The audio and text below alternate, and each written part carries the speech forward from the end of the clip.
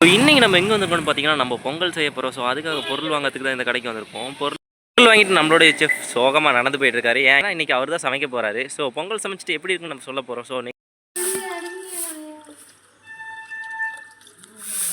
செங்கலை கழுவிட்டு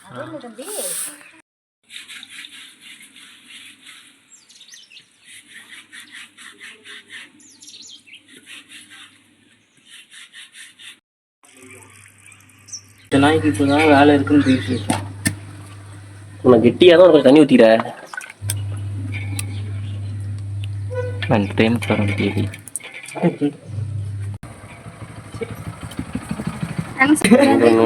என்ன பண்றீங்க? அப்புறம் பரோட்டா, தோசை. ஆமா, மாட்டு பொங்கலுக்கு மாடு கட்டல.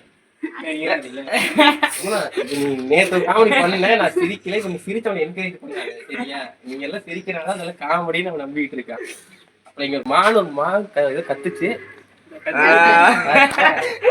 அதே சொல்லுது, நான் ஒருத்தங்க இருக்கேன்டா, இன்னைக்கு எனக்கு தான் பர்த்டே, வந்து கூப்பிட்டு போங்கன்னு கத்துது. எருமாடாது கூப்பிட்டு நிப்பாடு வச்சு கடைசியில ஆடாது கூப்பிட்டு ஆட்டுக்காக பொங்கல் பண்றீங்க.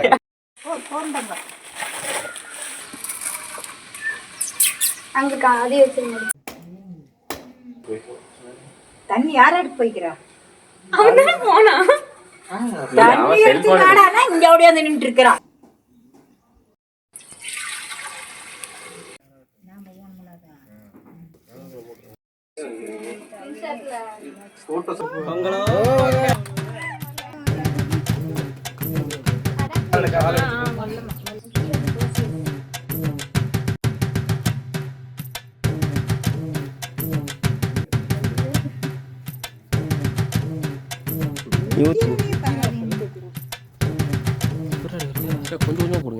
எலை இங்க என்ன பண்ற?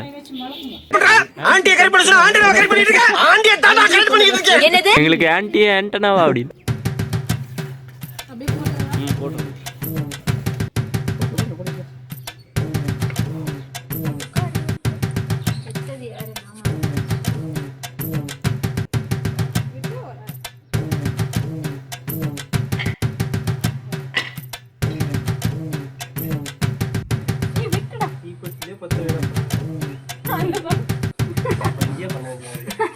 கல்பூரமே எடுத்துக்கல. இருந்துச்சு. இது பத்த விட மாட்டேன். அது கல்பூரம் தான் தானே பார்த்தீங்க.